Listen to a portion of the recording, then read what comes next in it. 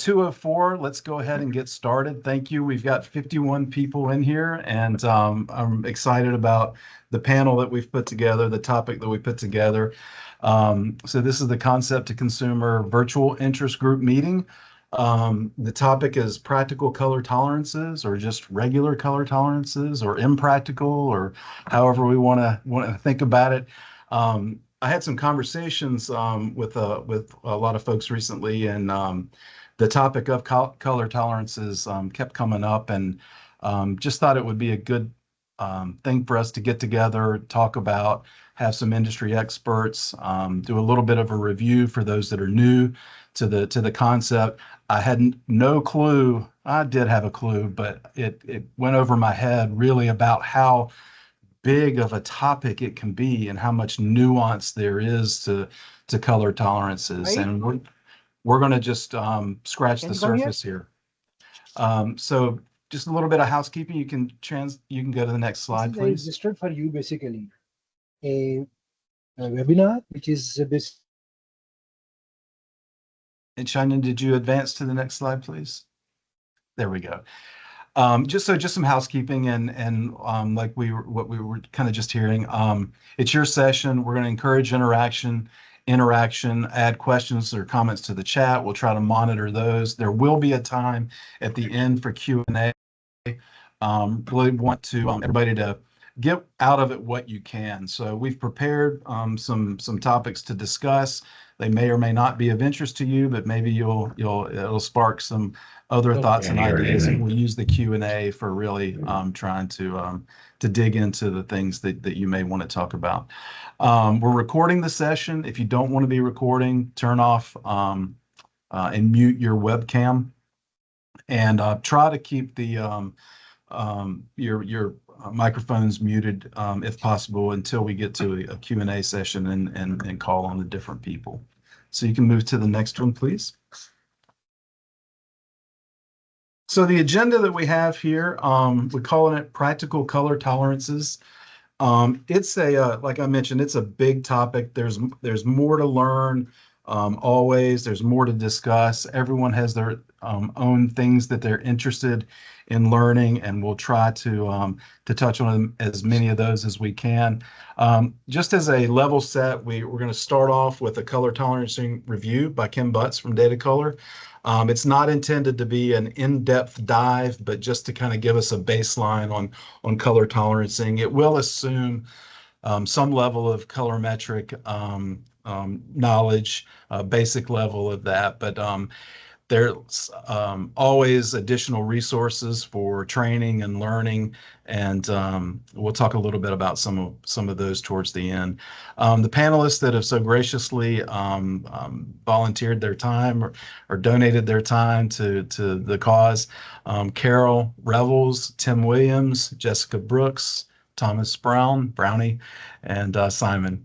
And so I'll let each of them introduce themselves as we go through the program. We'll have time for Q&A towards the end, and then we'll talk a little bit more, because again, there really is a lot of resources out there, and a big part of the organization that we have here is the networking and seeing who's attending these things and making connections, and also learning about additional resources and events that we have as an organization. And then of course we will adjourn. So go ahead to the next slide. So Ken, I will let you introduce yourself. I'm going to basically let each speaker and panelist introduce themselves. We can read it. I don't want to spend the time reading it. I think a lot of folks already know you. Again, I thank you for showing us what you're going to show us, and I do know that this is it's a big task to ask, in 15 minutes or 12 minutes, whatever we've given you, to talk about what color tolerancing is. But really appreciate your time, and I'll turn it over to you. Thank you. Sure thing. Thanks for the introduction, Chris. I have been with Datacolor, I guess, for 33 years now. But I've been working in textiles and color since graduating from NC State University with a degree in textile chemistry way back in the day.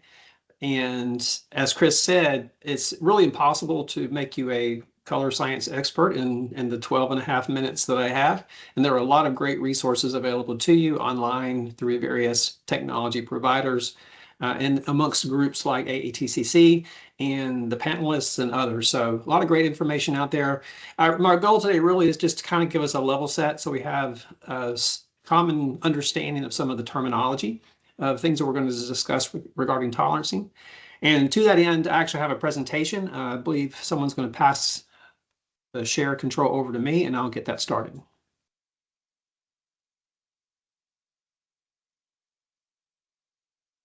Or perhaps, Chris, I can just share on Maybe my own, you so take we'll see control. what happens. Yeah. Yes. Okay, we'll see. You tell me if you can see this presentation called Practical Color Tolerances.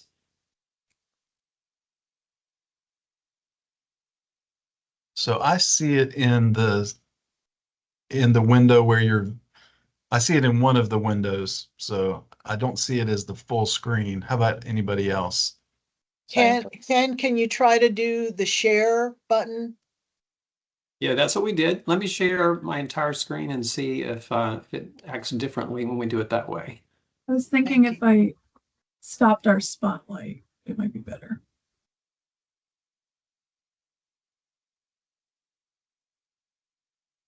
Do you have it now? I see it full screen. Perfect. Well, Chris, what about you? I'm still seeing it in the smaller window, but Right, it's like there's two Ken butts, one that's Ken's face and one that's Ken's presentation. That's what I see. so Which one is the large? Is the presentation the large one? You got to select focus on content from the from somewhere up there. okay. I see it Sorry. large now. We stopped spotlighting and I see it large, so hopefully everyone else sees it large. Hopefully now. everyone else does too. All right, we'll go ahead and jump right into this then. So, again, the process for transforming ideas into products is complex. There's a lot of magic that happens between the original designer's inspiration and the final products being on the store shelf or online for customers to purchase. And ultimately, our designer friends think that their ideas will be replicated perfectly or exactly in the products that their companies are selling. But it's a very complicated process, to say the least, and it takes a very long time. The companies I work with, typically, these are the steps they go through for taking an idea from concept to finally being in front of a consumer. There's an initial specification phase where they're developing a color palette.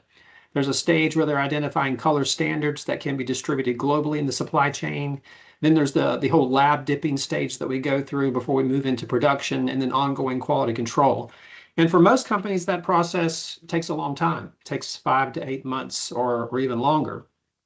Of course, the goal is to improve the overall time that it takes to get to market and also improve overall quality.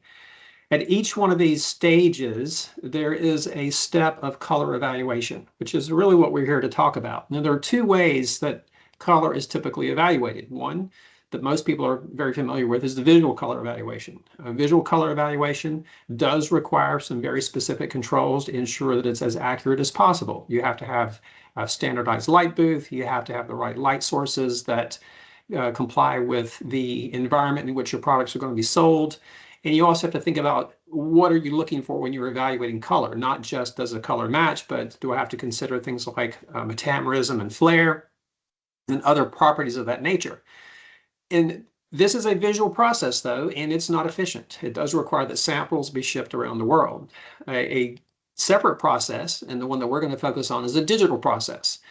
A digital color evaluation process utilizes a spectrophotometer to measure a color. So a color is measured and we produce a reflectance curve, and we can call this the digital fingerprint of a color. And once we have that reflectance curve, we can share that data electronically in our supply chain. Our suppliers, wherever they are in the world, can then use software to come up with the dye recipes that are going to be used to match those colors. And then rather than mailing those physical samples to their customer for evaluation, they're going to measure those samples on a spectrophotometer to determine whether or not those samples are acceptable based upon numerical pass-fail tolerances. And that's really the heart of what we want to talk about today, is how do we develop tolerances that make sense for our products and in our supply chain. Now, those two processes are quite different. The visual color evaluation process, it involves the observation or the experience of an observer who is interpreting how light interacts with an object. And we would call that color perception. And the reason it's perception is because it's highly dependent upon the person making the assessment. Assuming that our object's not changing and we have the same light source, a person can see color differently than another person, or they maybe see color differently from day to day. So for that reason, we would say that visual color evaluation is a subjective process. It's not perfectly reliable, even for very experienced observers. Contrary to that, or conversely to that, the digital color evaluation process relies upon numbers or data. Each of the components, light, object, and observer, will be described with a set of numbers. The light source is described with what we call a spectral power distribution curve. The interaction of the object with light is described by a reflectance curve as measured with a spectrophotometer. And our observer is described with a standardized set of data called the standard observer response function, which is a general average of how people see color. Now, of course, that can vary from person to person because there are some ways in which our eyes respond differently to light between men and women, with our age, with experience, things of that nature. But generally speaking, we can describe the observer with what we call a standard observer response function. When we put these three sets of data together, we are able to calculate a numerical color description. So a description of color based upon numbers. Assuming that we've done a good job of measuring our sample, we can say that the digital color evaluation process is an objective process, which means it doesn't change from day to day or person to person. Again, assuming all things are consistent with our measurement technique.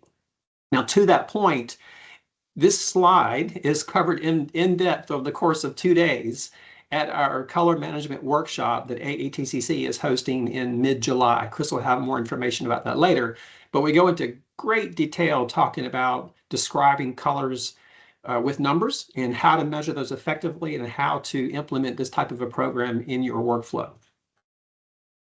If we take an example, let's take this example. You may not be able to see a color difference between these two samples on your screen, but if we had these physical samples, which were real physical samples, we might look at those in a light booth and we would be able to recognize that there is a visual color difference.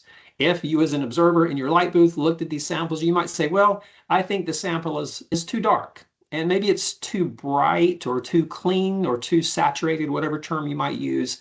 But it still looks a little bit yellow. So I have described 3 components of color that we call lightness, chroma, and hue. Lightness is a function of how light or dark a sample is.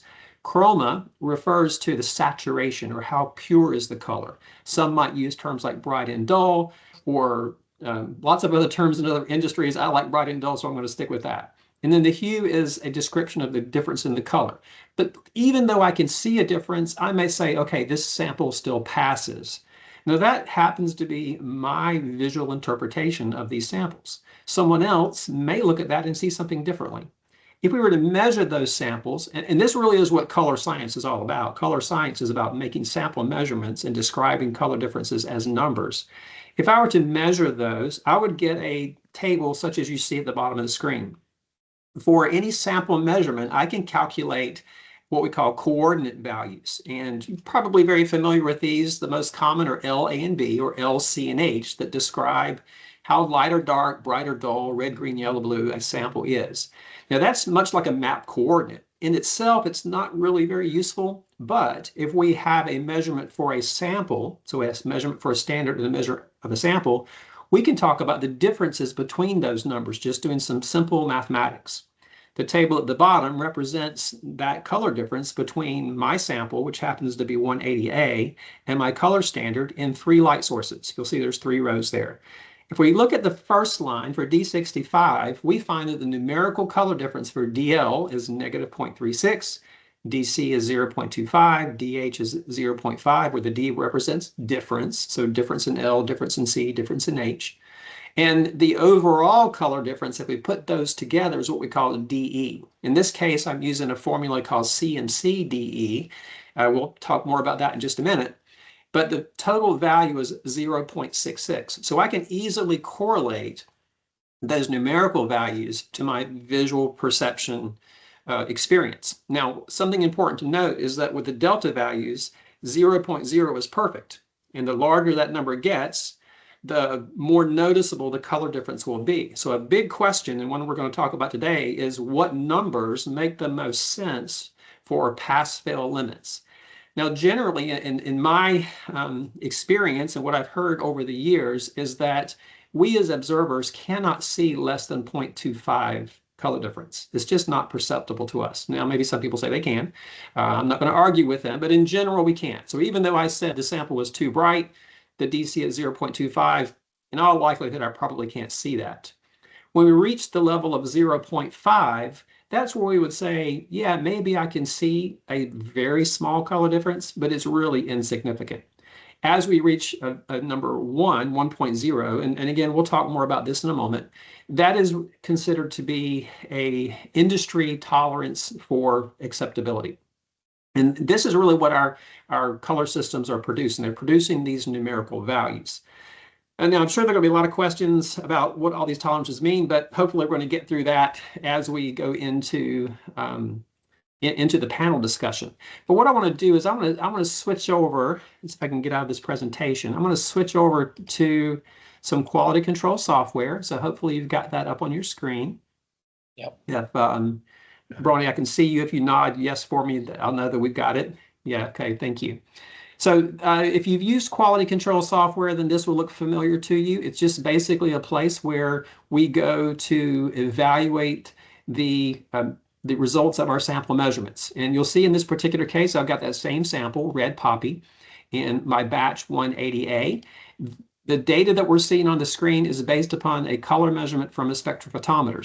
So this represents, or these are, in actuality, the reflectance curves for my standard, which is the red poppy, and for my batch, the 180A, that were measured on a spectrophotometer. From those measurements, I'm then able to calculate the color difference values. You see along here at the top, the red poppy has my L, A, B, C, and H values. And while those numbers are interesting, what's really more interesting are the delta values. Now on the screen, I've got two sets of delta values. You see the one on the left, I'll start with CIE. The one on the right, I'll start with CMC. The history of color science is really very, very new, very young. And a lot of the metrics that we use to describe the differences between colors are not that old. Some of the earliest ones are the ones that are most likely to come across any information that you're seeing about color differences were originally done in the 1970s. So the CIE, which is the International Commission on Illumination, it's actually a French acronym, CIE, determined some ways to calculate color difference. And that's what we're seeing here on the left-hand side, these CIE values. And we have a value for DL, DA, DB, DC, DH, and DE, where the DE represents the total color difference, a combination of the values, the unique values to produce that total value. On the right-hand side, we have some calculations that start with CMC. One of the CMC was and I can never get this right, it's either the Color Measurement Council or Color Measurement Committee. I think it was Color Measurement Committee of the British Society of Dyers and Colorists. While they didn't originate some of the original formulas, they recognized that there were some limitations in the DE formula. And my historian Simon, you can chime in when it's your turn later to correct me on some of this, on some of the dates. They recognized that there were some limitations in the DE that we're going to talk about, and so they evaluated and published some unique formulas that did a better job of quantifying color difference, especially in the textile industry. And those are called CMC. And what you'll notice, especially if you look at the DE values, those numbers are different. A 1.19 for CIE DE, but only a 0.66 for CMC DE. You really can't think of this as there's not a really good analogy, because if you think about things like measuring distance, miles and kilometers, for example, it's a different way of measuring distance between 2 points, but there's a very easy conversion between the two. CIEDE and CMCDE are both ways of measuring color distance between two samples, but there's not a conversion between the two. It's really dependent upon the color we're working with, and we'll see that in just a minute. Now, I think one of the easiest ways to visualize this is by looking at some graphics. So I'm going to pull these graphs up, and hopefully you can see on the left, I have a graph that looks like a circle. Hopefully you can see that. I know the colors may be pale, but this circle represents a CIE delta E of 1.0. The idea being that if our sample is within 1.0, it would pass. If our sample is outside 1.0, it would fail. And what you'll notice is that that dot on the screen is in red, which indicates that the sample 180A is outside the tolerance, therefore it fails. The question is, does it really fail visually? If I were to evaluate this sample in a light box, a light booth, I would likely say no, it's actually quite good. And this is one of the limitations with the CIE system, is it does not recognize that we are visually sensitive to color differences differently across color. We are more sensitive to color differences, for example, in neutral shades like a beige, than we are in a really bright shade like a yellow. The overall color difference for a yellow in the DE system, CIE-DE, could be much higher, and we would still think the sample passes. Well, on the right-hand side, you'll see we've got a different shape. This is what we call an ellipse, and hopefully you can sort of see that. Maybe the colors may be too pale, but there is an ellipse there, kind of egg shape. But what we notice is that our sample is inside the ellipse. And in this case, our ellipse is longer in the chroma direction than it is in the hue direction. That's because we as visual observers are less sensitive to color differences in brightness or chroma than we are to color differences in hue. And so this graph, or this formula with CMC, actually captures that fact and tells us that the sample is actually visually acceptable in the CMC DE system. When I first started working in color in the late 80s, the company I worked with did not use CMC DE, and the net result of our use of CIE DE is that we had to have different tolerances for every color, because this CIE DE system is very rigid. It does not change in size as you move from one color to another, whereas the CMC system does. So let's switch over to looking at some other samples that I have here, some other examples. This arcade color that I'm choosing is kind of a pink shade. We'll wait for that to refresh. And in this case, I have a large number of samples that I'm looking at. And my graphs would show on the left-hand side, again, my CIE-DE. And we can visually see and notice that there are a lot of red and sort of these yellow dots on the left-hand side, indicating that with the CIE-DE system, there are a number of samples that are marginal or that fail. Whereas on the right-hand side, we see that there are many that are now green, and actually there are no failures. For this particular shade, the CMC equation has correctly identified that we are less sensitive to color difference due to brightness or chroma than we are with a DE system, which is why these samples are now showing pass. So in this case, the CMC equation is much more effective in accurately capturing our experience. Let me say at this moment, though, again, all of these plots are based upon a tolerance of 1.0. We're going to get into in a little bit later why that might not always be the case for you, but I'm just happening to use that just for the sake of our conversation. I'm going to try to quickly go through these. I know I can start to get going with too much talking, but I think it's important to look at a couple more examples. Here's a navy. You'll notice that the graph on the left is round and one on the right is an ellipse, and many more of the samples pass. That's not always going to be the case. We are going to have situations like with this beige where the CIE-DE system may pass something that really should fail. So when we switch to our beige, let's see if I can find a good example.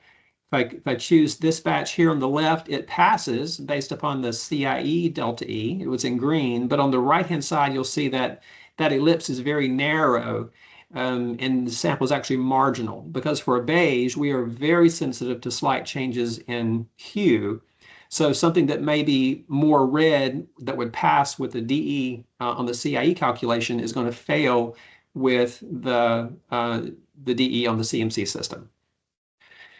One of the last ones I want to show is this bauble shade, and this is really going to be a big part of, I think, the discussion that we have. And you'll notice with bauble,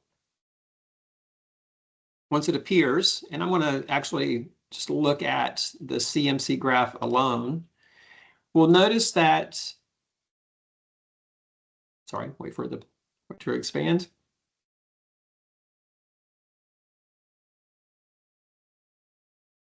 So in the center is our standard. And notice how all of our samples are congregated or located in the same area of color space. One of the questions that often comes up is, how do you establish a tolerance? How do you establish a tolerance around a standard to effectively manage production? And one of the questions that often comes up is, should I or should I not use quadrants? Should I try to control my samples in one area to ensure that there's a minimal variation between those? If we do that, what happens to all the colors that are in this other area?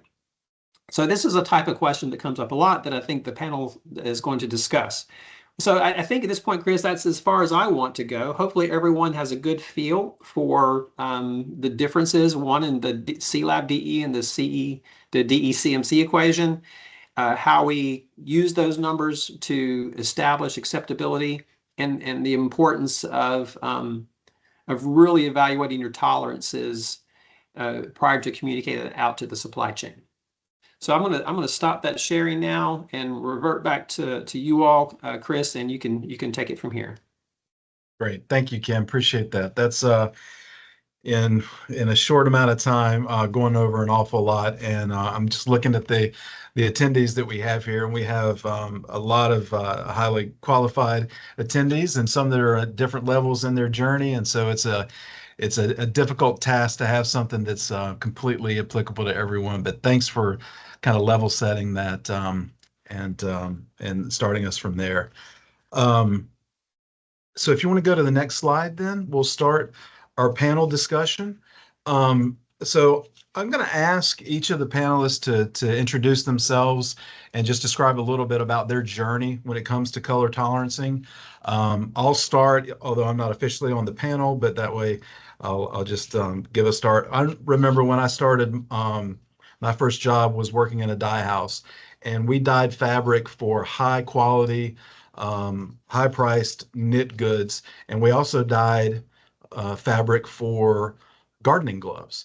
And my first experience when it came to color tolerancing and talking about perceptibility and acceptability was, it's not the same. So the dyeings that we were doing, obviously for high-end knit goods, required a much different tolerance, visual and numerical. And we were just starting with numerical tolerances at the time.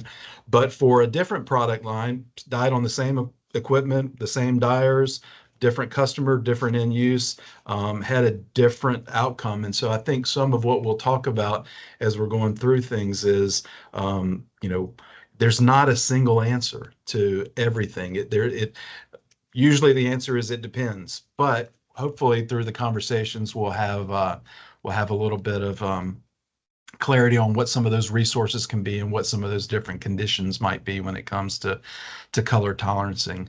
So if you want to advance to the next slide. So Carol, I'll hand it over to you. And if someone wants to spotlight Carol, and again, everyone can read the background here.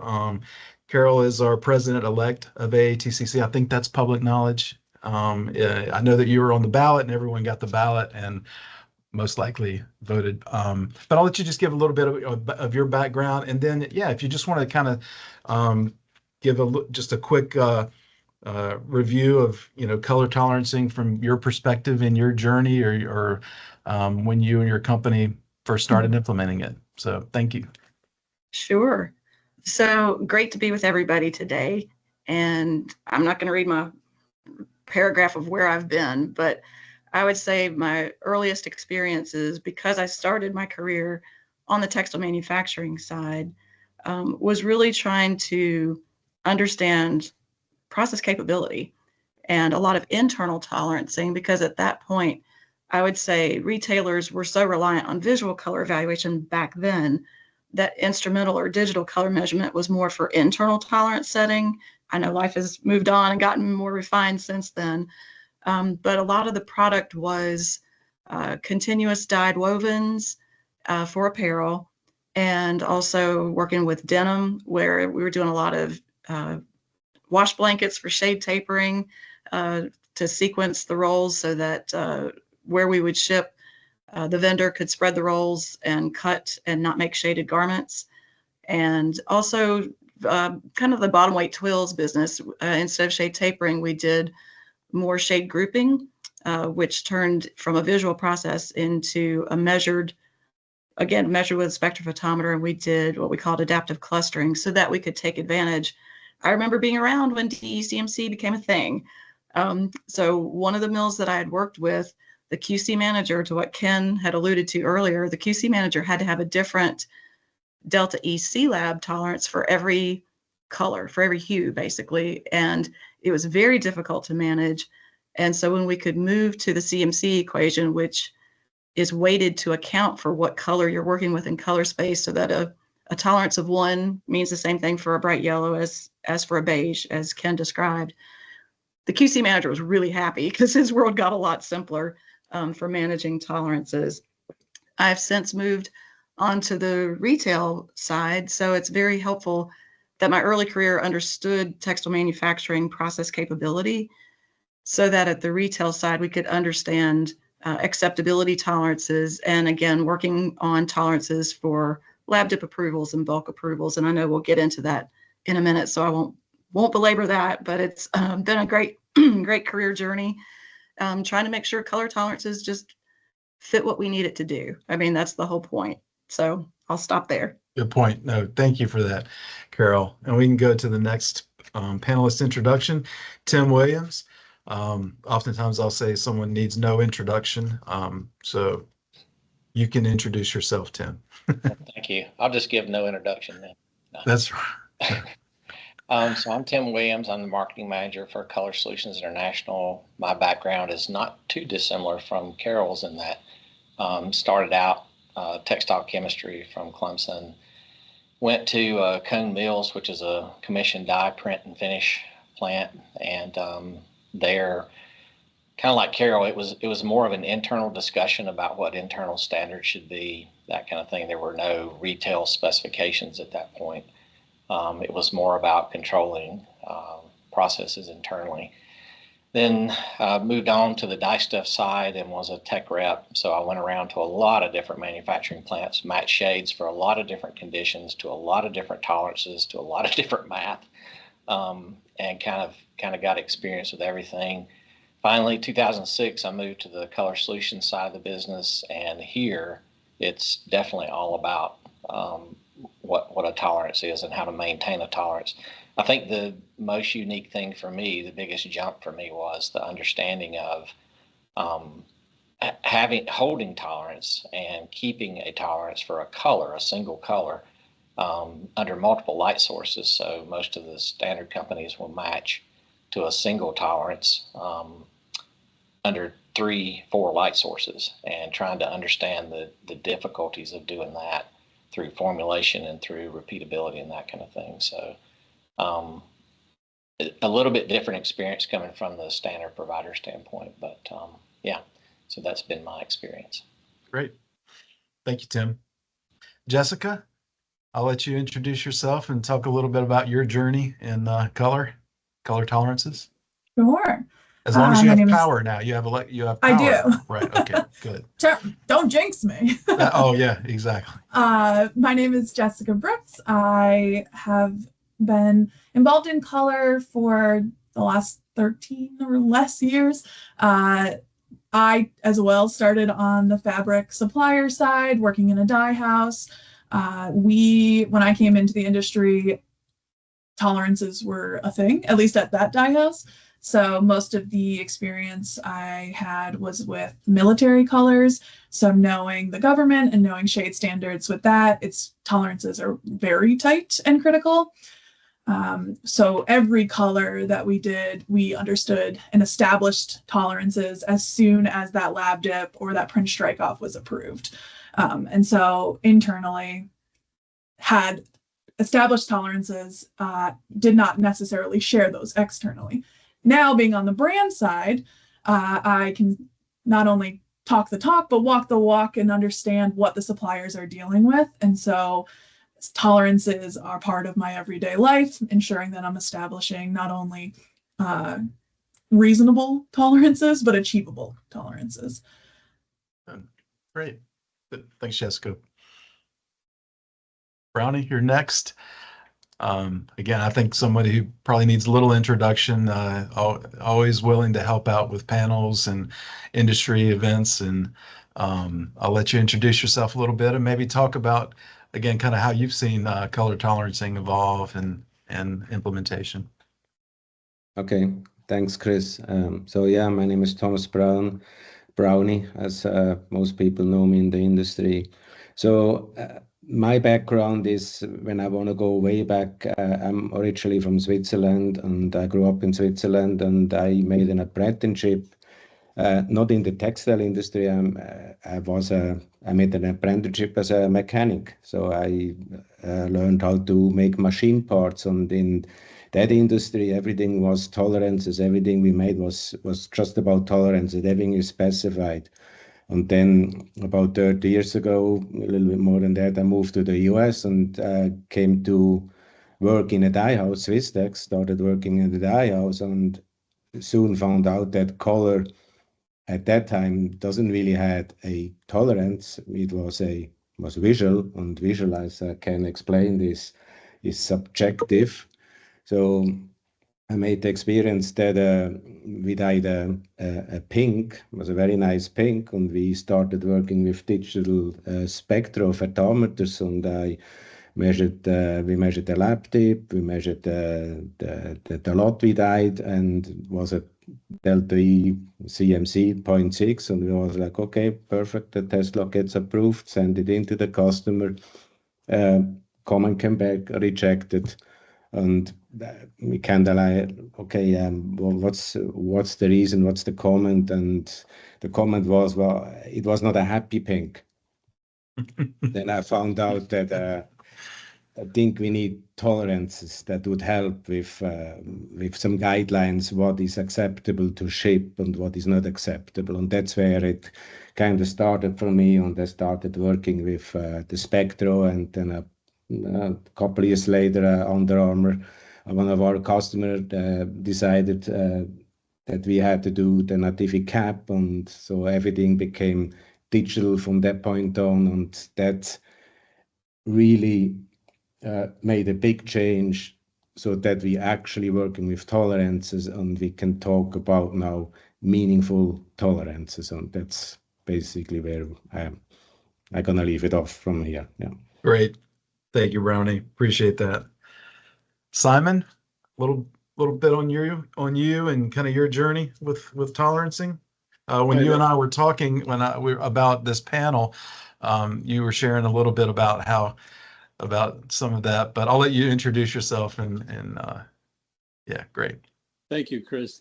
My name's Simon Thiel. My background is in chemistry and biochemistry. That's what I went to school for, but that's not what I ended up practicing. A lifelong, I would say, color science practitioner. I've had the pleasure of working with great people.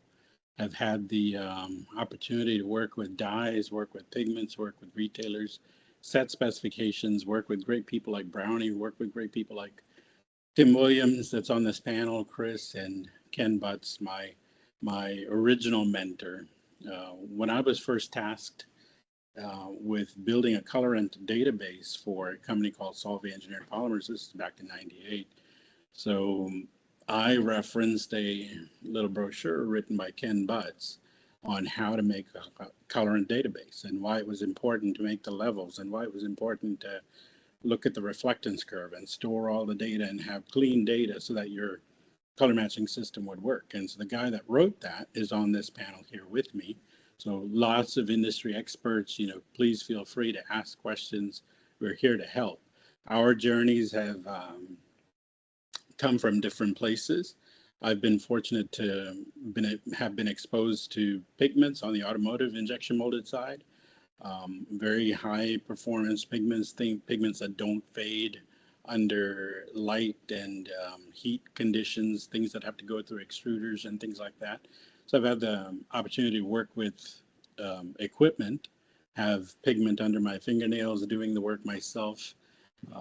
That helped form basis in your mind as to how color actually works. And then at the end of the day, what makes sense in a color development process is what my mentor, my former boss, Keith Hoovers, and one of the audience members here, wrote into color manuals at Under Armour, JCPenney, and Target. So been very fortunate to have good leadership while I worked under these folks, and then also worked at Hanesbrands. So open to any kind of questions. Keep in mind the importance of color. There are three things: light, object, and observer, as you'll find out. Depending on how much time we have, we might get into different parts of that. So welcome. Thanks for having me. Great. Thanks, Simon. Yeah. So it's interesting. I mean, just with those introductions, again, it's a great panel. Tons of experience. I want to try to stay out of the way.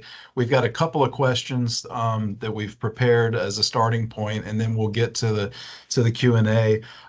As Simon mentioned, just looking in the audience, it's difficult to even narrow down to a group of 5 panelists. There's so much industry experience within A Squared, within this group, and just really appreciate everybody's time and input into this. So just know that you're in a good place with a lot of resources. There's a lot to learn, and we'll try to hit on some of those things. So if you want to go to the next slide.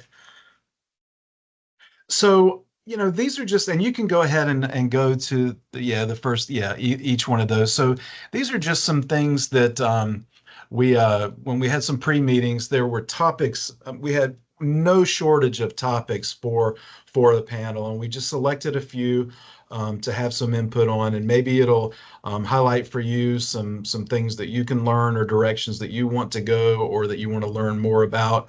But Jessica offered to talk about the first thing, just in general, how do using color tolerances enhance efficiency in the color approval process? Maybe talking a little bit about reducing subjectivity. We heard about that in Ken's presentation, time and cost savings, and and then obviously maybe we'll talk a little bit about the actual color tolerances in use and what's practical and what some of the challenges are. Jessica brought up a great point while we were planning, is maybe we at this point we should have a baseline of what's the industry generically is coming to terms with in terms of tolerances. And I'll preface that by saying that there's no, again, I said it before, there's no single answer for this, but as a general concept, there are some things that where we are. So if you want to go to the next slide, I'll hand it over to Jessica. And this is what kind of the slide that you brought up to start the talking points about using color tolerances and how they work and how they're useful. Thanks, Chris. Ken set us up really nicely. Color tolerances streamline this approval process by providing clear, quantifiable benchmarks that define what's approvable and what's acceptable for a color variation. 2 notes on this, I want to say. One, the goal for both the mill and the brand are the same. We want a first round approval as close to standard as possible.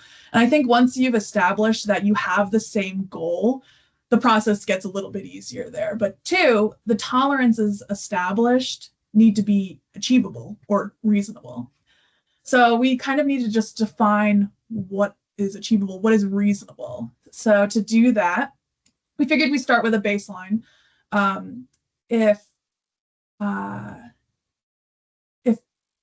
Tim or Fred want to start with the color standards and explain why the DECMCs are not all created equal. I think understanding that color standards being a tighter tolerance is critical to this. Yeah, I'll take a stab at that. So for color standards, obviously, you know, 0.5, when you look at the chart here, seems to be a big part of the volume of your initial lab dip ellipse. And one of the things that you have to remember is color standards are not a single sample, right?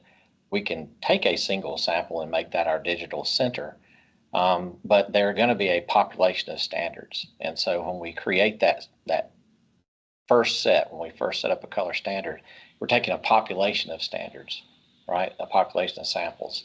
And no matter how good your dyeing is, no matter how good the piece of fabric is, you're going to create a population around that ellipse, just like what Ken showed.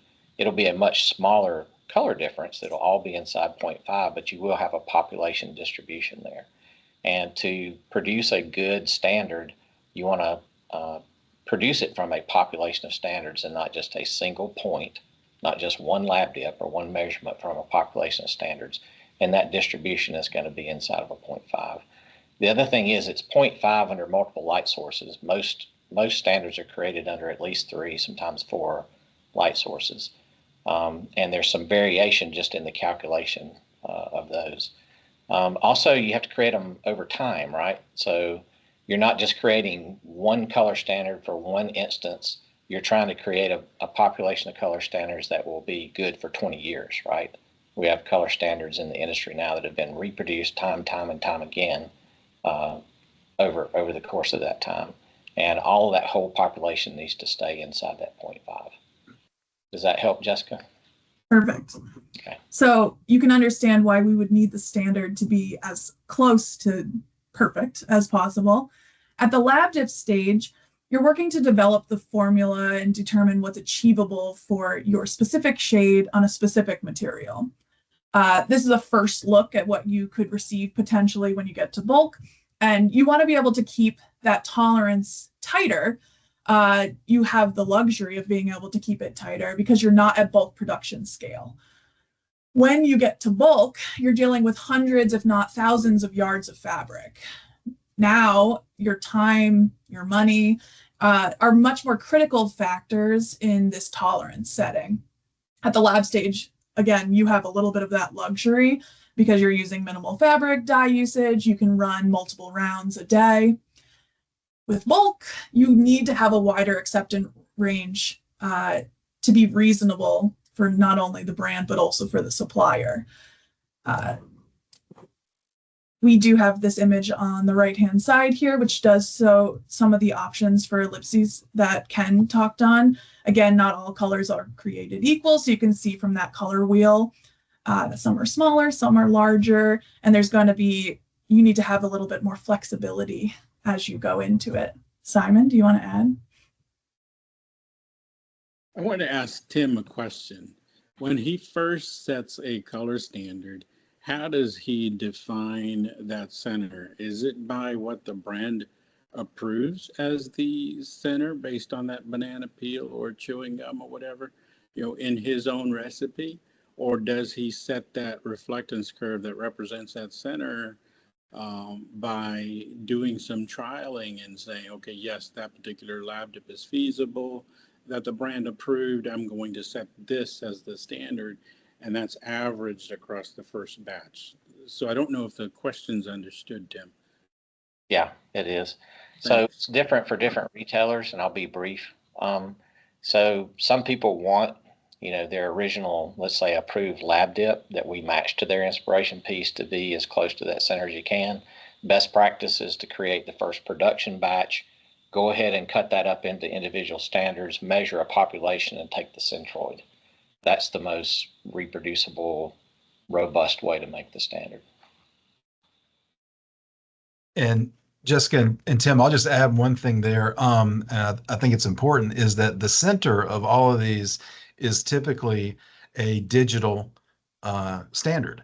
And that is the unchanging standard. And when you were talking earlier, Tim, about color standards, and Jessica, you were talking about production variability, even within tightly controlled color standards, there's a population around it. And so, but the unchanging thing which enables digital communication is the QTX file.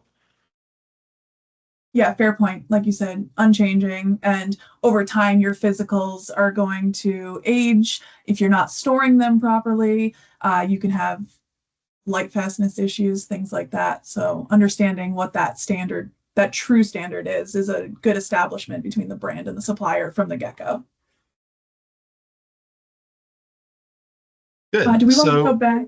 Yeah, we'll go to the next one, and there are a couple more things. So I don't know if you wanted to ping pong around on any of these here, but if you had any other input there on time, cost savings, subjectivity, how you arrive at the color tolerances you use, then feel free to share with that. And then I think Carol was going to take a stab at a couple of these too. Yeah, I'll touch on the time element and cost. So instead of relying solely on your visual assessments, which can vary based on your lighting conditions, your individual perception, maybe you're happy or sad that day, not to be confused with our happy colors. But those tolerances that can be established are based on precise measurements or deltas, and it will allow the teams to quickly determine whether a sample is going to pass or fail. This reduces some of that back and forth communication, just from subjective opinions and reevaluations. So in terms of measurable, you can not only see a reduction in the number of rounds if you've established tolerances that are achievable, that will reduce the cost for the mill, materials, shipping costs. But on the brand side, you can quickly see how you can shorten that time to market, and how quickly you can complete the development cycle for a season. So there's major time and cost savings for both the supplier and the brand if you've established reasonable tolerances. Good. Thanks, Jessica. Carol, I don't know if you had anything. I know when we were talking earlier that there might be a couple of these questions here that you could provide some insight based on your experience. Sure. The sad part for everybody is I could talk for an hour just on this slide. But, yeah. But just kind of going off of what Jessica said on the time and cost savings and reducing the subjectivity. And it's great to have Thomas or Brownie, whichever I should call him, on the call from the mill side, because we've lived that side of the fence where you're submitting a good looking lab dip that measures 0.6 in your world. If you're submitting it to a color team with a retail brand that is doing everything visually with no tolerances, and I worked for a company that the colorist when I joined had been taught, if the first round's not perfect, you can reject it because there's time. So Thomas may have just submitted a great looking lab dip, but maybe I can see a slight difference, perceptibility, right? I can see a difference. So I'm just going to reject it, thinking maybe Thomas can do a little bit better next time. And Thomas is going to be super confused going, I already sent in a good lab dip, so I don't really understand her comments. Carol must not want me to match her standard anymore. I'll just match her comments. And so then the second round will probably be off because my comments might not be great. So then I'm going to have to ask for a third round, and Thomas is going to send in a third round that likely looks just like the first round, but now I'm out of time and I'll accept it. And so if we can just go ahead and have tolerances agreed upon, then the retailer side, we don't have to do this crazy round after round with the mill, like with Thomas, and drive him nuts, wondering what I want. And we can just skip ahead, do more first round approvals that Jessica said. That's our goal anyway. Nobody's product development calendars are getting longer. They're all getting shorter. So when we can be efficient and objective, that's huge. So now to what I was supposed to be talking about, Chris. Sorry. No, that's okay. I mean, there's, again, we want to get to the Q&A for the attendees here in just a few minutes, but it's great to get people's experience on this. I think we could go ahead and take a look. Also, Thomas, on the last one there, when we were all talking earlier, and you touched on it, Carol, is about cost of compliance. So you can set a DE tolerance at any level that you want. But at what point is it practical? At what point is it impractical? At what point does it influence cost, deliveries, and all of that? So I don't know, from your experience, what types of things you've seen and what input you have there. Yes, I mean, a practical tolerance has cost implications no matter what, because when the tolerances are, let's say, unpractical I think we're going to later on talk about it when we talk about the U quadrants and that kind of stuff, when you try to basically cut the tolerance field kind of like in half one more time, then cost becomes a factor, because your production to get to good fabric, and that your rework rate is just increasing. That has another effect, that when your rework rate is increasing, for example, you're not sustainable anymore. You become less sustainable because you run fabric 2 or 3 times through to just adjust the color a little bit, or you have to over dye to black on this kind of thing. So practical tolerances have huge implication in cost and sustainability. So to get to that point, what is the right tolerance for the right product? That's a really important part, and that has big implications. Yep. Good. So anybody else have anything that they want to chime in on this? We can move on to the next, where we'll talk a little bit about some of the challenges. Simon, I know if you want to advance to the next slide, there were some comments that you had brought up when we were first talking about, just different types of challenges that folks face when it comes to using color tolerances, either establishing them or Yes, of course. Yeah. Can you go back one slide? There are a couple of things I think that might have been missed. How does using color tolerances enhance efficiency in the color proof process? Well, first, in order to set a good color tolerance, you have to understand what good means. How do you define good?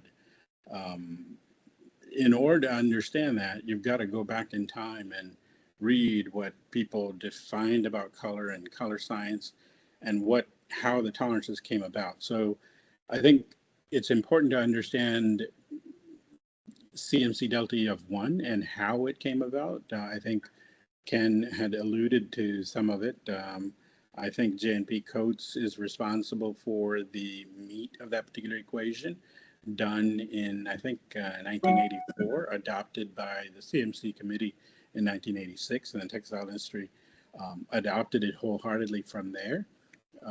So it's important to understand 1 delta E CMC and visually acceptable difference versus just noticeable differences described by McAdams previously, I forget, in the 1960s or so. So it's important to understand the timeline and how Delta E CMC came about. While you do that discovery, I think you will learn to be a proper color science practitioner.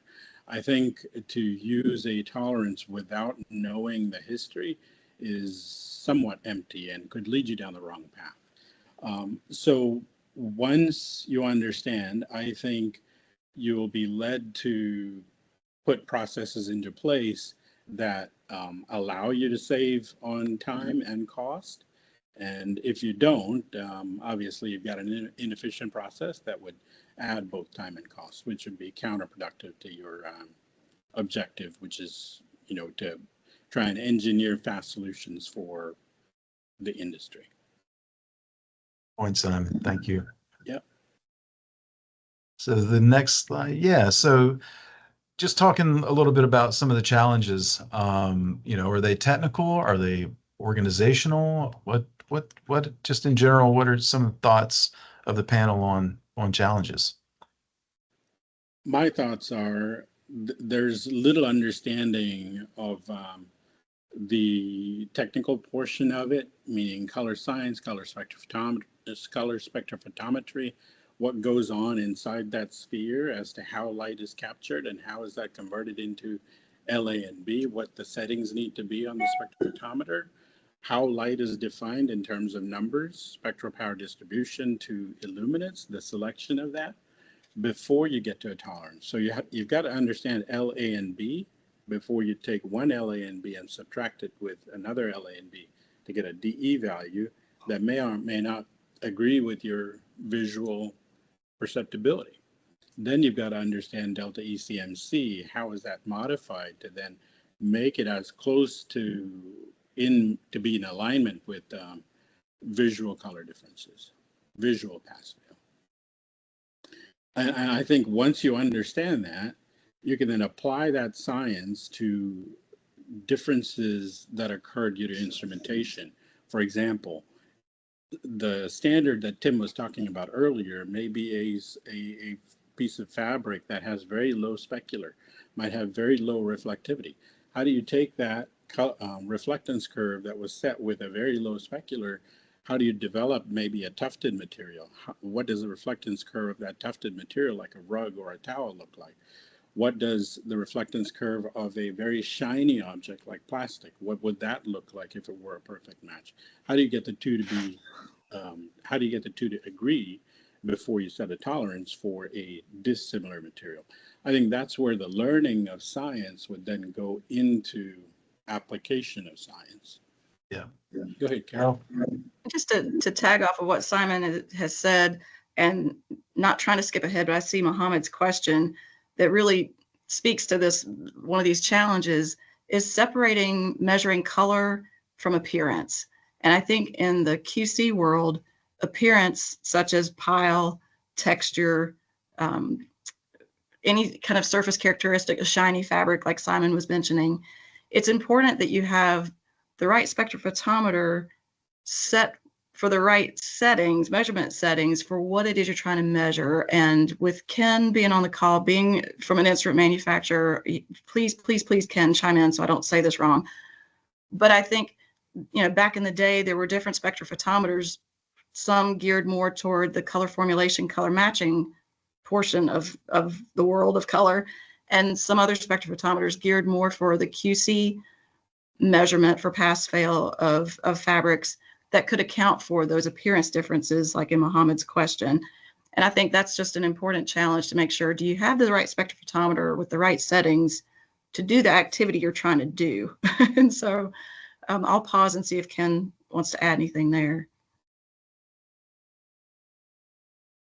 I think I'll defer to the esteemed panel members, but I can agree that the instruments that you select will determine the type of data that you get. We have the two basic categories, sphere instruments and 45-0 instruments that measure either color in the case of the sphere or appearance in the case of the 45, and you can get very different results. And just to Simon's point, you have to understand ultimately what's the goal. What are you trying to capture? And I always like to emphasize that spectrophotometers are tools that have to support your process. And granted, people are imperfect, but if your tool doesn't give you anything close to what your experience is, corporate experience, then you need some help in knowing, one, do you have the right tool, and two, are you using it correctly, and three, really, what are you trying to evaluate? So I think it's a challenging question when it comes to measuring appearance versus color. And generally, though, in the textile industry, the overwhelming majority of companies we work with are using sphere instruments. Even though there are places where a 45-0 does have application, generally it's still the spheres that are in use. So Ken, would you recommend doing a specular excluded setting on the sphere to try to help with those appearance differences, or not? But generally, if we think about how we back up a step or two and think about what specular is, it's the best way to describe it is if, like in the old days, you were looking at a magazine at a particular angle, you would catch the reflection of the light source. And so you couldn't actually see what you were reading, and you would have to turn the magazine slightly to exclude the shiny reflectance from the light source.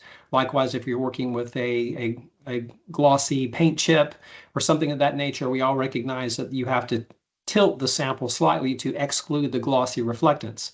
Well, in a sphere spectrophotometer, we have the ability to exclude the glossy reflectance. The challenge, though, is that that gloss is at a very particular angle. And that works fine if you're talking about a perfectly smooth sample. But as soon as you add texture, such as with textile, well, your gloss or your specular reflectance is not all in the same direction. So for many textile samples that we might call shiny, there will be very little difference between included and excluded. One exception would be, and I have seen this used effectively, is in very satin materials like you might have in intimate apparel, where there's definitely the shine to it. In those cases, I have seen significant differences between specular, included, and excluded measurements. But one of the easiest ways to determine whether it contributes is just to make some measurements of your own. Measure a sample included, specular included, measure that same sample specular excluded, and see if there's a difference. And there are some cases where we can actually determine what we call gloss value or gloss difference by doing that specular included and excluded measurement. So there are places where it's used, but generally I find that I would say, I hesitate to put a percentage, but the overwhelming majority of companies I work with are using specular included. Thank you. Okay. A very long answer, isn't it? You get what you asked for. You asked me a question, you're good. No, but it was a good answer, because I was kind of leaning to the same thing. When Keith and I developed plastic standards for use at a large Fortune 500 company, from textile reflectance curves, we ended up finding out that the best way to measure a plastic standard was averaging the specular component and the specular component included and specular component excluded, and then setting a tolerance on that averaged value. So very good answer. You have to trial, you have to experiment as a scientist, and then apply what you've learned based on past history. So, and then if you're on the manufacturing side, you may have to help educate your retail brand partners to understand why your tolerances, why you might recommend different tolerances and different measurement techniques if you're producing corduroy or you're producing velvet or you're producing a rug or towel. If it's something that needs to be a conversation with your retail brand color team as your customer, because they may not know. And again, just to zoom all the way back to the beginning, is like the whole reason we're doing this is to ensure that you've got product that meets expectation. And so setting expectation, it's just too easy. And I know I'm kind of skipping ahead to your B on this, Chris, so stop me if somebody wants to go back to A. But I think it's really important that the specifiers don't just specify super tight tolerances because it sounds like you're being better or smarter, or you're going to be more particular about your product. Because I have had a client from where I worked before, they wanted bulk production to be within a 0.5 DECMC. And I'm like, dear heavens, my color standards guys are trying to meet a 0.5 DECMC with color standards. That just is not reality with process capability for most, trying to coordinate a lot of different fabrics from a lot of different products for a whole uniform business. So I think it's just trying to keep that reality of what you're trying to accomplish top of mind, and having those conversations with your better textile manufacturers, because Thomas is going to tell you reality. He's going to tell you what his manufacturing location can do. And if we're asking for something that's ridiculous, he's going to say, you can have it if you got enough money and time, possibly.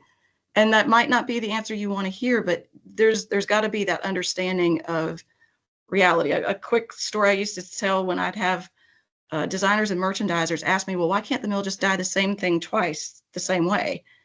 And my answer was, I can't even blow dry my hair 5 days in a row and have it look exactly the same. I mean, one will be flat, or one day it'll be fluffy, or it'll be lopsided, or flip out, or whatever. And it's just a handful of variables of my water and shampoo and conditioner, me and my hair dryer. Textile mills have hundreds of variabilities or variables they're trying to control. So it's just, there's a tolerance, and trying to find what's sensible. If you're manufacturing uniforms, your tolerances might need to be tighter than if you're manufacturing for fashion product that's in and out in a season. If you're doing long running programs, you've got to find out what that process capability looks like and what are you coordinating items to go with it? What has to sit together? So there's just a lot of looking at what is your product, what is that product's end use, and what is that customer expectation of that product, and let that help drive your tolerance setting. It might not be one tolerance for everything you make or everything you do. And so there's management of that. And I've probably opened a can of worms. So if others want to chime in on that as well. Well, there's like I started, there's so much to talk about and there's so many different directions. One of the things I wanted to bring up when Simon was talking about the first one is we can't overlook the importance of alignment in terms of processes and procedures, because anytime that we're doing something tolerancing, especially in a digital environment where we've got the QTX set up by a color standard manufacturer, and now we're making comparisons of that, it's all about alignment and minimizing variables so that you really are doing things the same way, because the way those readings are going to show up, like Ken was showing us in the software with the pass fail and with how they're clustering around, is completely dependent upon the training and the expertise and the equipment and everything there. So I mean, those are things like you were talking about, Simon, that people need to know and understand. The fun, just because you get a measurement doesn't mean it's a good one, and it will have an impact on what the acceptability result is from the software. So just something that we need to have there. There's a lot of good questions coming up in the chat. We had a couple of other open-ended questions for the panel. I think we'll probably skip those and maybe just go to Q&A. So we'll maybe take another 10 minutes, 15 minutes on Q&A, and then we'll go into our last subjects for resources and events and things like that. Chris, there is one burning question that I want to in the chats that I want to read and hopefully maybe address. This is important because the heart of the matters is written into this question, and there's several different ways to answer this question. I'd like to read it out loud if I may. Go for it. I think everyone has access to what's going on in the chat. Good conversations, and yeah, go ahead, go for it, Simon. Okay. Muhammad Malik says, I'm sorry if I'm not saying that correctly. What's the difference between commercial tolerance and internal tolerance in color matching, and different tolerance of customers? Is it better to agree on tolerances case by case, or stick strictly to delta E values, especially since delta E can be adjusted through spectral settings, ? I believe that why visual, in parentheses, naked eye approval is still the top priority for many leading brands, ?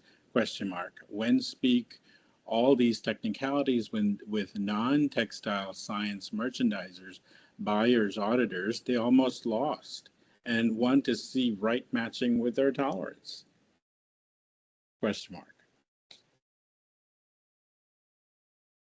I think buyers need to trust the process if they tend to be non-technical and non-science based. In other words, if you don't want to dedicate the time to learn the science, then you ought to trust someone who knows the science. It's pretty simple. That's my answer. Anyone have another take on it?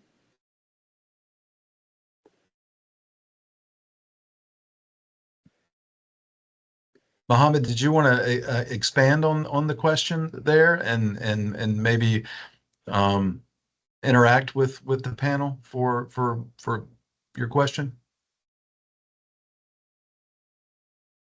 Unmute yourself if you'd like to. Otherwise, we'll move on to another good question.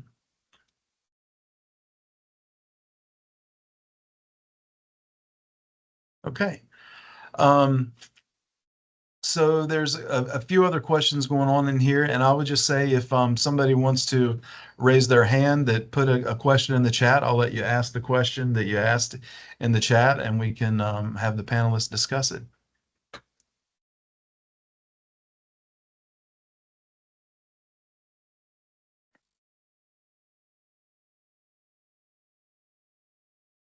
Maybe I'm not seeing. Okay.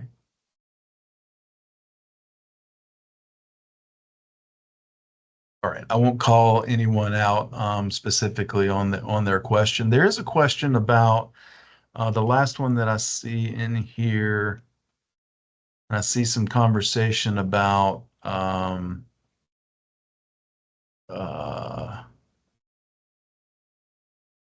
opacity. Yeah, that's the one I was looking Yeah. at. Talk a little about opacity and its relation to color matching and standard, as the approved sample can look very different when stretched on the body and be less opaque. Can we measure color and opacity on the spectral system relaxed and stretched? I think Ken should take this one from a spectral standpoint, but my recommendation is to always measure something in the opaque format, because the goal being repeatability and reproducibility from a measurement system. Now, let's say how you're going to use the product, the end use, might not be in the opaque format. Then you might have a corollary measurement where it's stretched, but have a consistent backing either over white or over black, and know how much to stretch by getting a contrast ratio measurement between the two.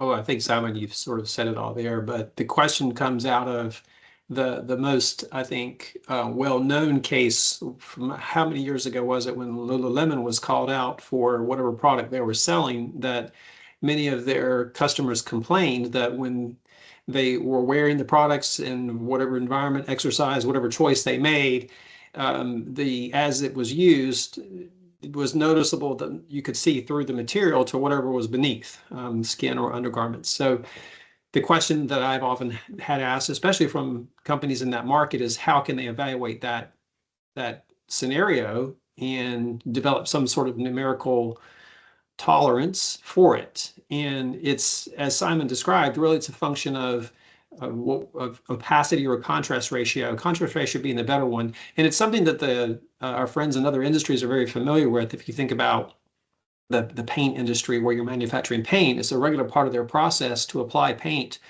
to what's called a Lunetta card that's half black and half white, and then to measure those two components to come up with this value called contrast ratio.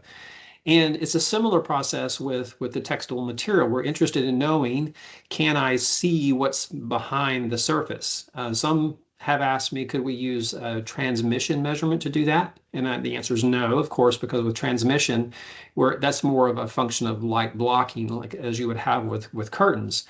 But you can still measure a textile material with a white backing and a black backing and come up with a measure of contrast ratio. You can do the same test with the material stretched to different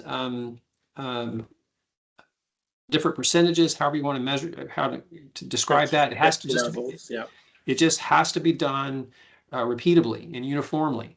I have talked with customers about, is it appropriate to use a black and a white background since no one has skin that's 0% reflectance or wears undergarments potentially that are 0% reflectance? Why not use some other background like a medium gray shade that's the correct L value? But there has to be something that would be measured behind the material to establish this contrast ratio value. Maybe you do the sample wet, maybe you do it dry, maybe you do it different layers.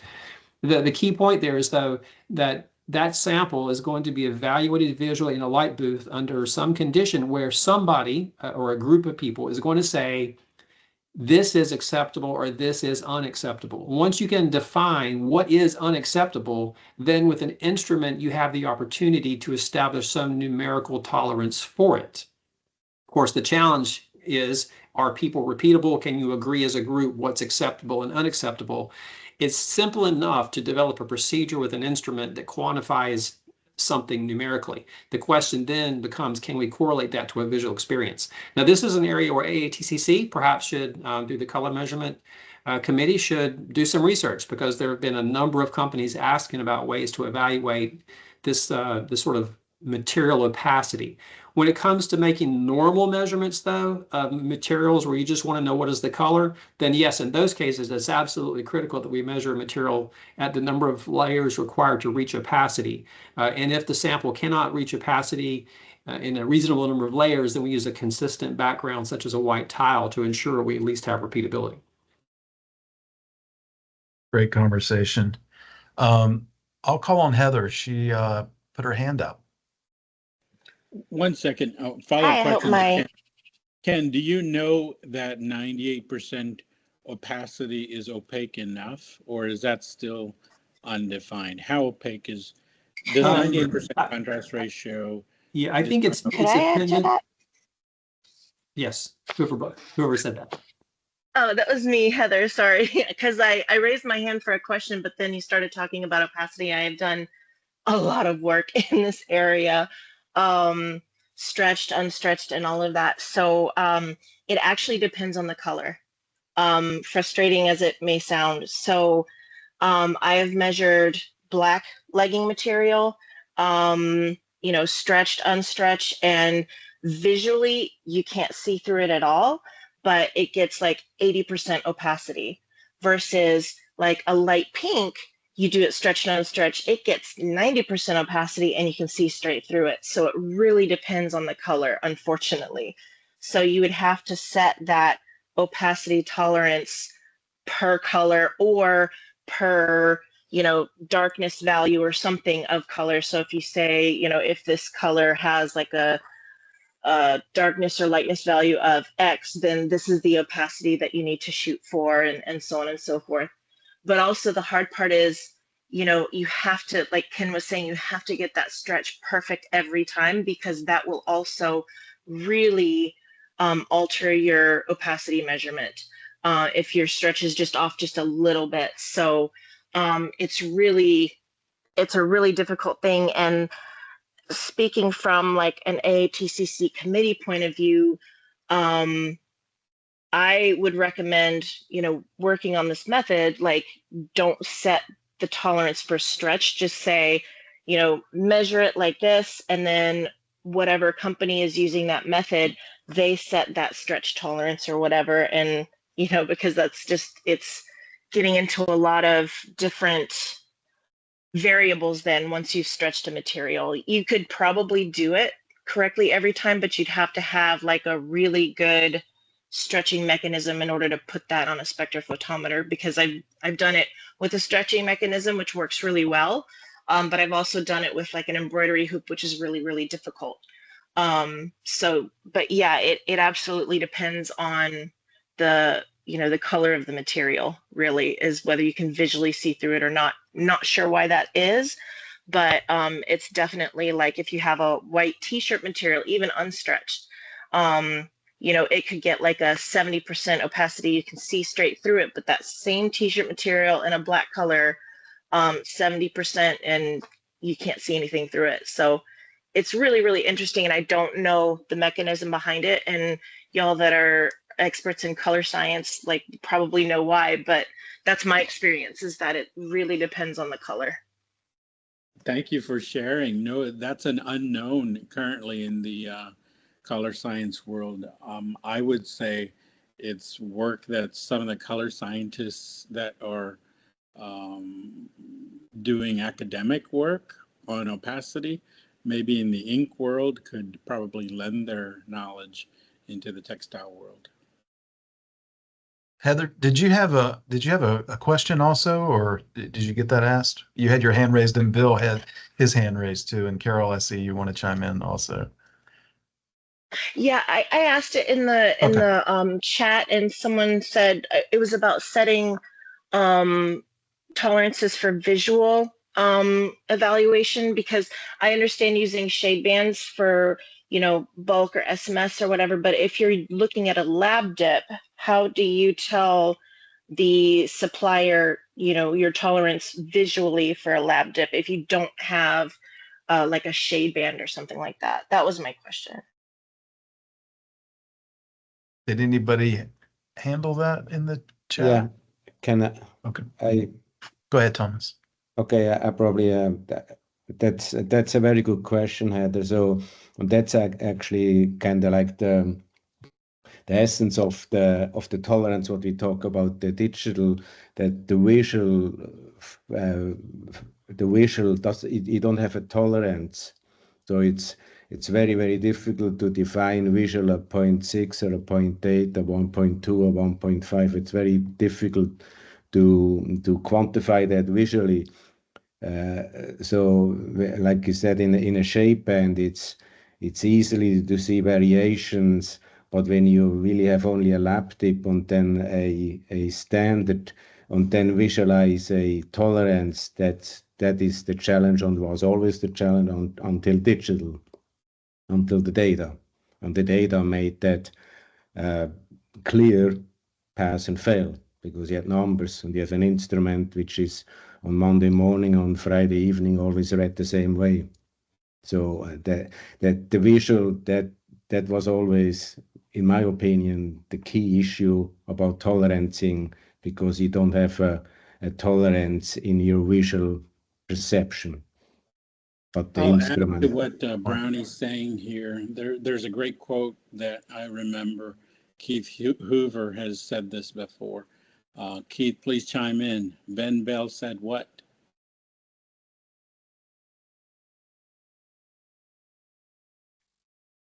Can't hear you, Keith. I don't know that he's still with us. So Right. So, yeah. And I really would like to jump off of what Thomas said and kind of tie it back to one of the comments that was in the chat, if it's okay. Yeah.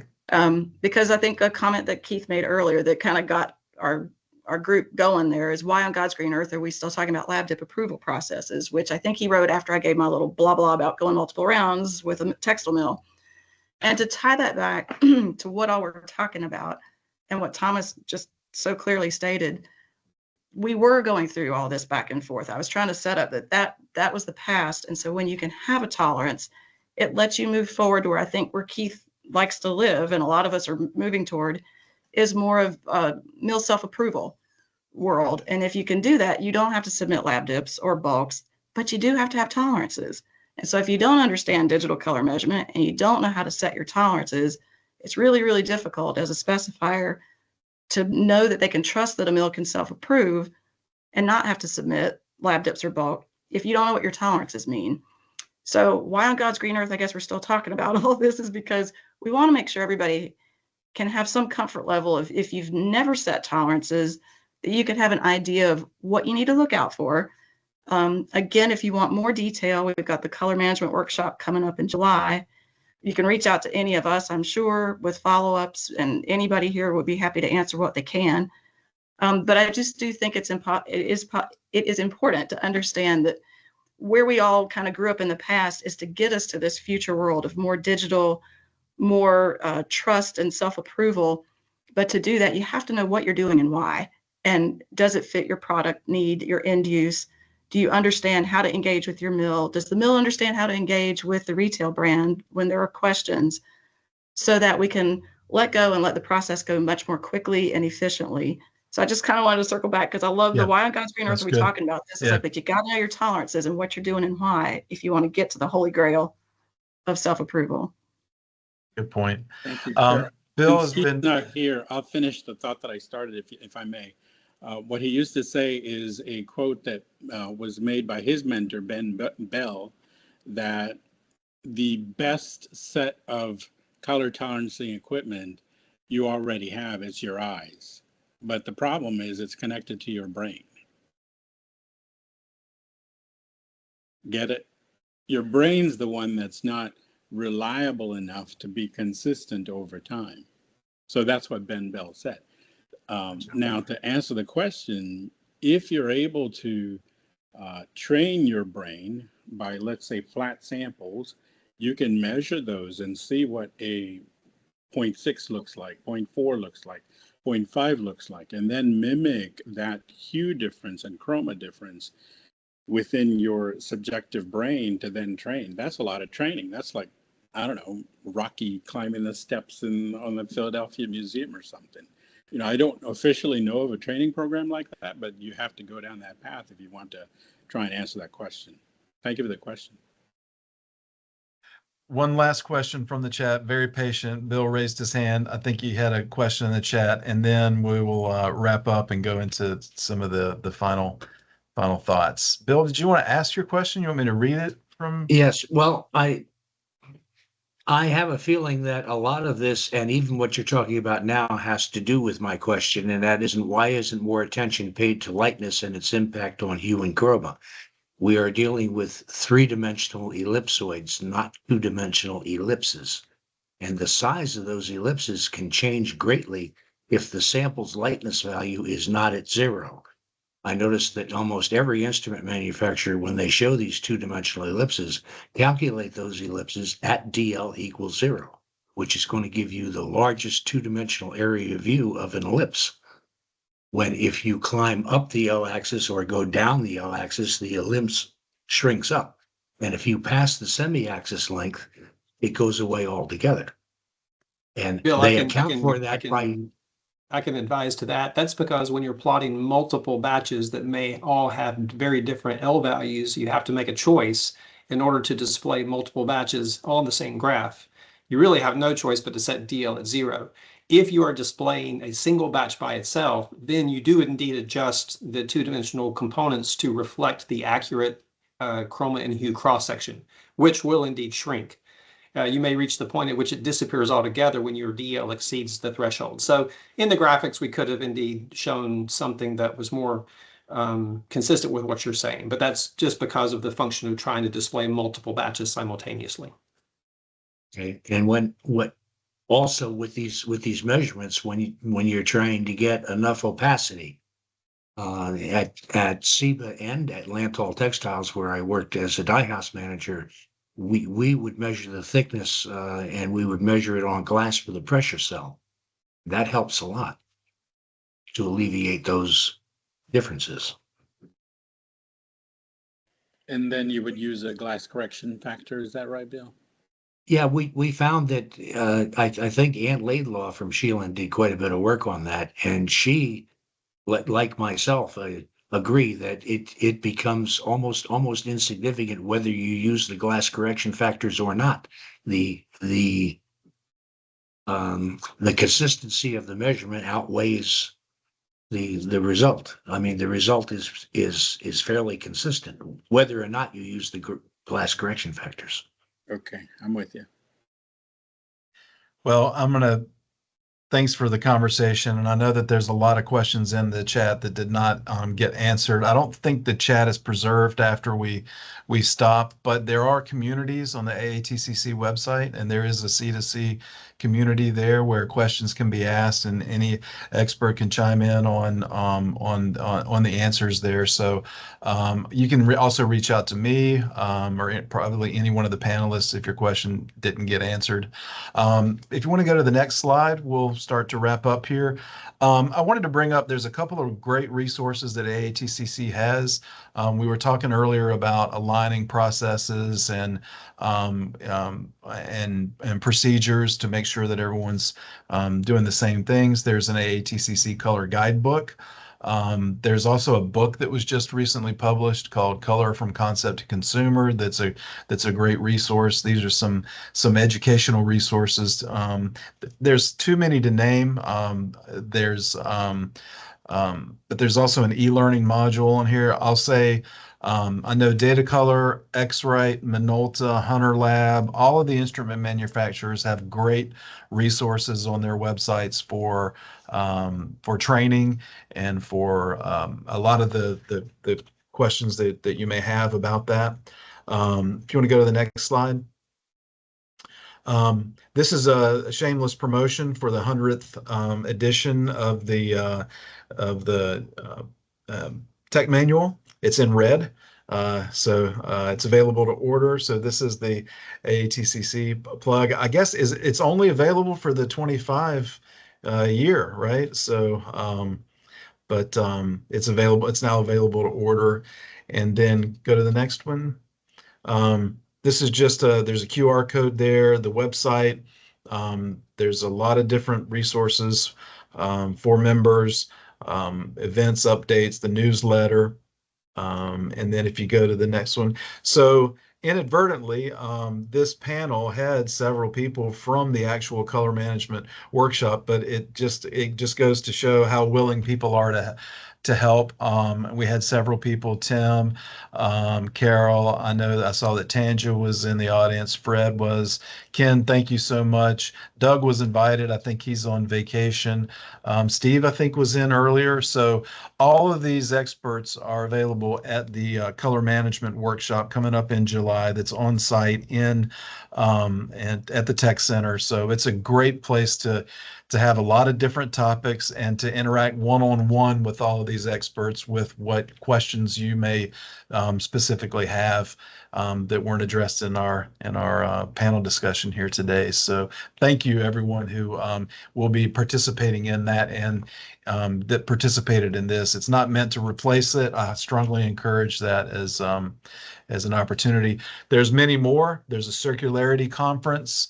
I was talking just now about the color management workshop, mastering textile specifications. Testing is at the heart of a lot of what AATCC does, and color doesn't exist in a vacuum. It also has to perform. So there's resources associated with that, the textile testing workshop, and then the flagship conference, Fabricating the Future, which this year is going to be combined with AATCC and SEAMS.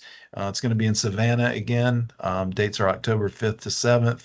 And then Textile Printing Conference a little later in the year in Raleigh. Our great staff, thank you to everyone who helped out with this, coordinating this, scheduling this. Great resources. All of them can be reached through what you see here, also on the website. And if you don't know where to go or who to go, any one of the great people here will be able to help you out with that, and they can connect you to whomever you're looking to be connected with or whatever resource you're looking to be connected with. And with that, thank you. And really to the panelists, thank you so much. I really, you've spent a lot of time with me trying to pull this together, and I'm a perfectionist. And I think there's so much to learn and talk about, that there's always room for improvement and always other things. And I think we've got a great platform for learning what people are interested in, what types of questions they have, what things are important to them. And but thank you very much for your time. I greatly appreciate it, and look forward to the next ones. And again, if anyone needs anything, feel free to reach out to me. And with that, I'll end the meeting. So thank you very much. Thanks, Take care. Chris. Thanks, everyone. Thank you. Have a great rest Chris. of your day. Thank you, guys. Thanks. Thank y'all so much. Thank you. Thanks, Ben.